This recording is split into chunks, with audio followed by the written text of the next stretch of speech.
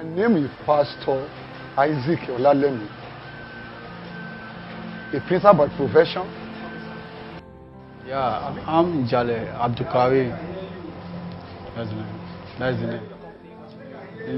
The name of my company is Mike Davis Enterprises Limited.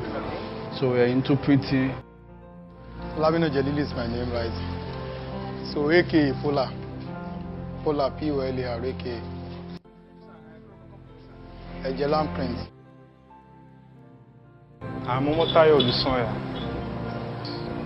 My occupation is printing. The name of my company is Lafcon Limited. My name is Ewunga Adeji, and I live in Shomolu. I'm an SSC holder.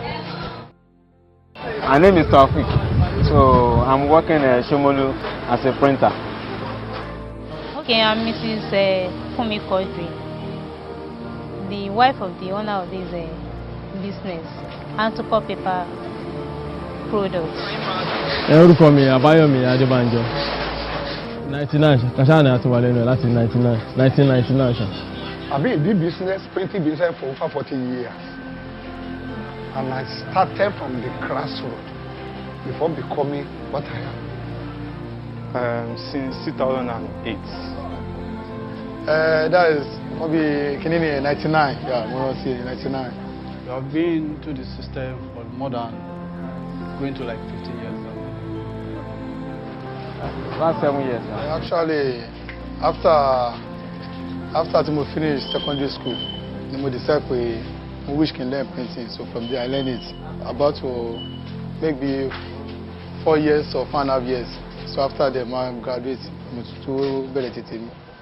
Because I can remember when we passed out from CcHUB in 1966, when all my mates are going for white-collar jobs.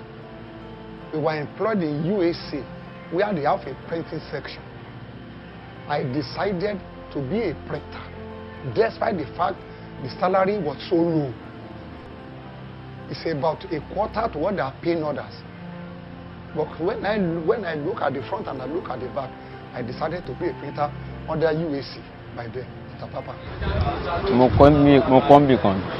Yeah. I learned in Ogun State. Actually, we went for a training in school. After school, then we came down to the system too. Those are been in the system for long. Which school, sir? That Yabatek. No, I followed them. Area. Shomolu. Yes. My friends, is my friend that introduced me to printing industry. Wish láti ṣe iṣẹ́ tó wù mí ṣe ni. You know, the husband has been in the business. I was a teacher. I decided to join him in the business.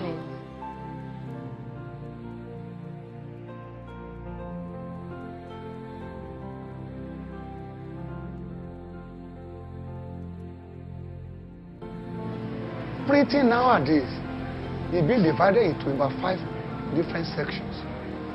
And in each section again, there are still some subsections. We have one, I think I've been to our Shomolu area. There, that's why we have the photo, the typesetting, the filming, and the plate before we come here for printing. After printing, you go for finishing. Without finishing, there are so many machines there. So when you are talking about it generally, you can't combine the whole together. It's like you choose to be a printer, a designer, or whatever, or a computer operator. But there is nowhere in printing you'll not be able to spend at least 3 to 4 years before you can visualize yourself.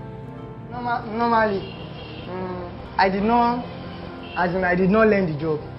As in when I finished my SSC then, I was looking for ways to survive, as in to start, as in maybe to find something and do and to survive.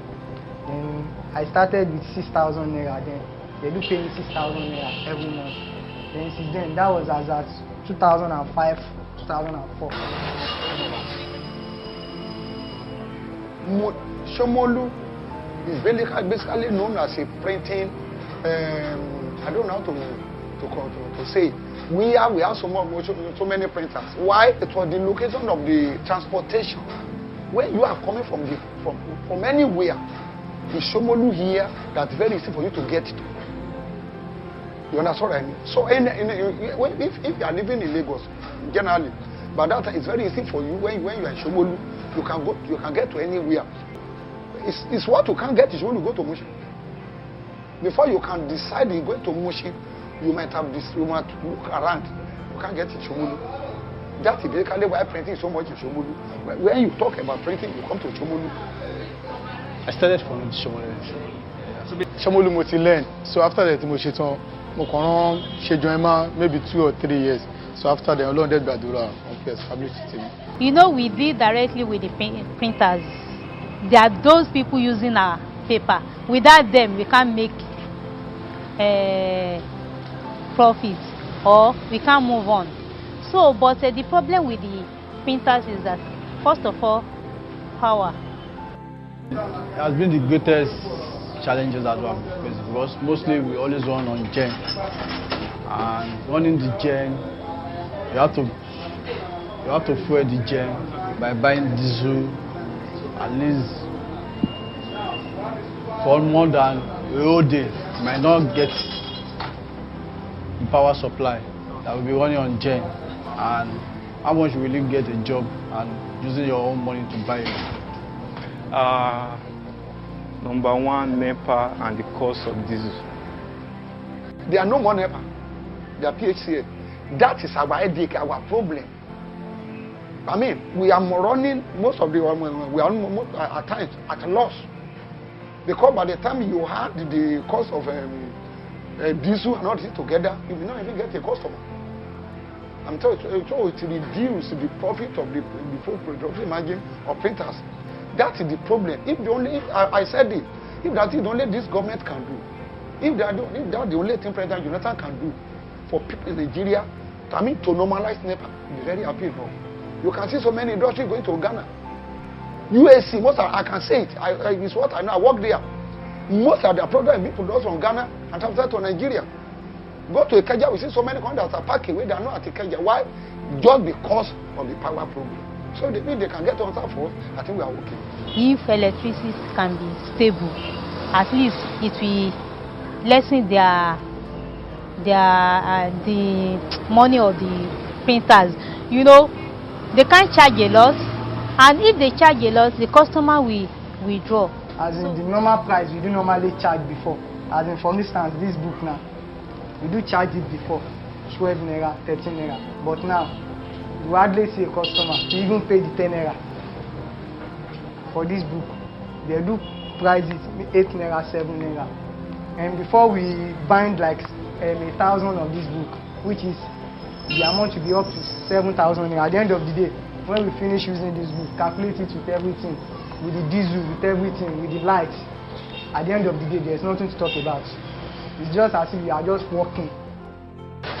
Challenge pọ̀ gan-an, but èyí tó trouble wà jù lẹ̀ òun níná tí ó bá ti síná NEPA generator ìgbà míì ó lè jẹ́ bóyá a lè fẹ́ ṣiṣẹ́ bóyá bíi 10,000 ó lè jẹ́ half of the money la máa fi ra dísì so kí èèyàn tó yọ owó materials by the time tí wọ́n fi yọ owó dísì gbogbo èèyàn máa di pé shortage most people tẹ́ pé tí wọ́n strong lẹ́nu iṣẹ́ wa ẹlòmíì ta machine ẹ̀ lórí pé kò sí náà owó dẹ̀ lè máa kówó ra dísì kó tó sanwó workers so ó mú káwọn ẹlòmíì ta machine. Then government policy, you know, all these paper comes from abroad. Policy today increase in maybe bills over there, clearing all sorts of things. And you know, our government is not stable. One government will come today, we change the other, another one will come tomorrow. So if there is stable government, then the policy, let them be lenient with their policy. But àwọn tó yẹ kán lọ face àwọn olórin kán wọ́n máa disturb àwọn náà máa ń disturb yín báyìí gbogbo owó tá a bá rí gan àwọn aláwùsá àti NEPA àti gbogbo iná tá à ń lò ẹ máa gbé wá fún wa dísù tá à ń lò gbogbo ẹ̀ náà àyàn méjì ló ti wálé ní ìsìn tó bá rí lẹ̀ díẹ̀ wọ́n á mówó lẹ̀ èmi legal job gan kọ̀ pọ̀ tẹ́lifọ̀dé kan ṣáà ń wá ó sápá rẹ̀ ṣá you understand so don't say anything. There is no light. At least I get a job of 25,000 and every day I bought a diesel of 5,000 naira, which is 30 liters or even more than that at times. So at the end of the day, when I calculate what I see in everything, as in I'm not encouraged again to start this business again.